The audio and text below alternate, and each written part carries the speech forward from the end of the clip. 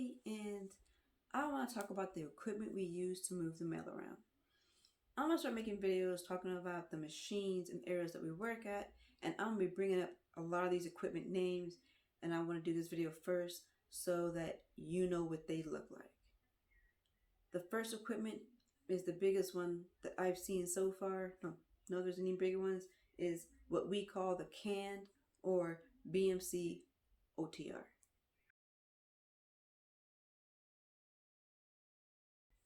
BMC stands for Bulk Mail Center, OTR, Over the Road Container. If there's another name for it, just drop it in the comments. We call it the can, and it can carry a lot of packages. We also use it for letter trays and for tubs with a lid on it to be worked in a different area in the plant. The next equipment is the APC or all-purpose container.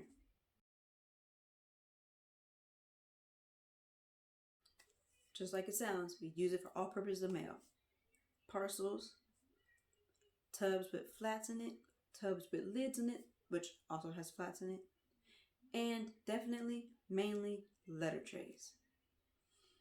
The next equipment is the Tri-Wall or Gaylords. And if I'm looking down, because I have a list so I don't forget any of the equipment, here's the Tri-Wall.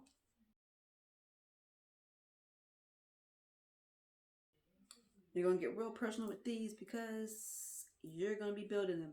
Not like from scratch. Just, it's going to come. You're just going to open it up, fold the flaps down a certain way, and we will put parcels in them. We put flats in them. I've seen letter trays and I've seen tubs. These also have lids that comes with them. I could not find an image with the lid, but you will also have to make the lids that will go on top of these boxes, which are actually more of a pain to make than the box itself. The next one is wires. There are two different types of wires. There's the bigger wire and the smaller wire. Do I know the exact names? No, I just know big wire, small wire. The bigger wires open in the front and the back. The smaller wires open on the sides. Parcels, I've used them for flats, letter trays, and I've seen them with the tubs, the lids on them. The next one is Hampers.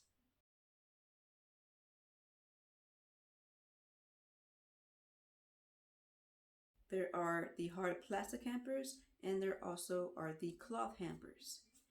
We use it a lot for parcels and flats for like the smaller towns because they don't get that many flats. You might have my stations, at least at my old station, we use them to put the soft packages in, not the boxes, smaller packages in, as we throw them to their respective routes. The next item is the sack rack / sack mail sack.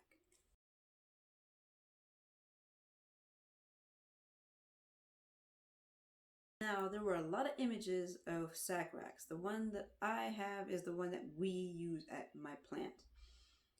And also, there's different types of sacks, so I also showed that. So there's the regular semi-clear sack, there is the orange sack, and then there's the cloth or satin ones, I don't know, cloth sacks for express. And there's even a cloth one for priority, but I could not find an image for that. Just picture the express sack, except it's all orange minus the blue.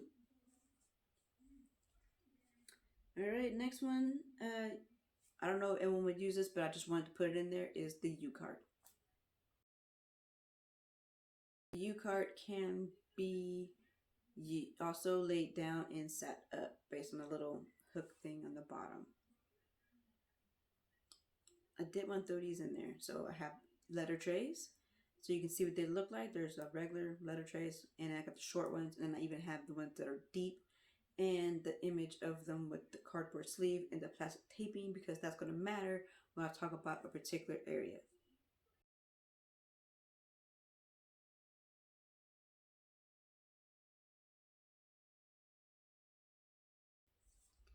And now, obviously, the tubs, the USPS postal tubs, which you mostly will get your flats in. And I even have the one with the lid on it, so you know what I'm talking about when I keep saying with the lid on it, and see how it looks.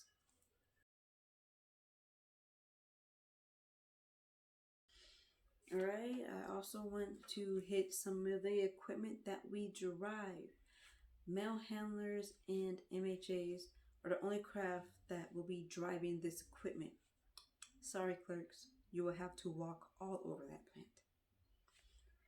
So these are not the actual names. These are what we call them at my plant. It might be called something different where you're at. The first one I want to talk about is the riding jack, which is the long fork and short fork.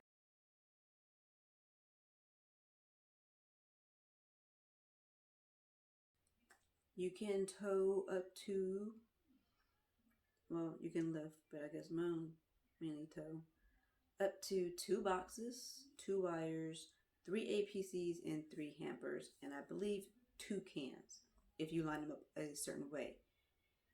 You can do 4 wires and 4 boxes stacked. So box, box, box, box, and you can, with the long fork, the short fork, you can do 2 stacked or just 1.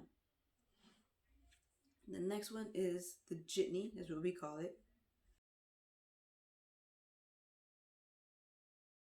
And the Jitney is a tower, so I believe there's an image that showed you. It tows APCs, it can tow wires, hampers, and cans. 3 APCs, 3 wires, 3 hampers, 1 can. The next is the forklift. I don't really think I have to explain that. I feel like everybody knows the forklift. But it is great to help out stacking the wires and unstacking the wires, stacking the boxes and unstacking the boxes, and unstacking pallets that might be too tall. This equipment, you do not have to, you don't drive it. It's called the Pallet Tilter.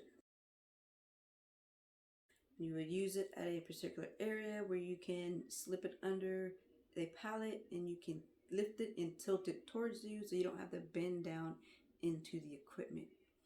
So for the riding jack, the Jitney, and the forklift, you do have to get certified to drive that equipment. There's usually a few people in the plant, maybe 1 or 2 within the area if you're at a particular area, that are authorized to train you. They will train you. You will watch a safety video. Each equipment have their own safety videos. If you want to get certified in all 3, you're going to be watching 3 safety videos. And then you'll do some paperwork to say that you did the training, that you watched the videos, and then eventually someone will come ask for your badge, and then you will have access to these equipment because you do have to log on these equipment. They will scan your badge.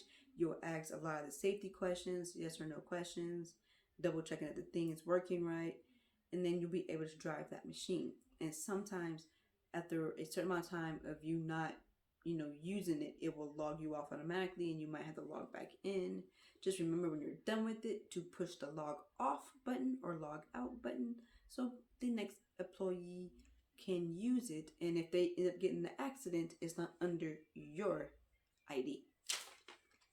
So that is everything. I believe I got everything. Oh wait, the pallet jack, but you got that right. I'll just show an image anyways.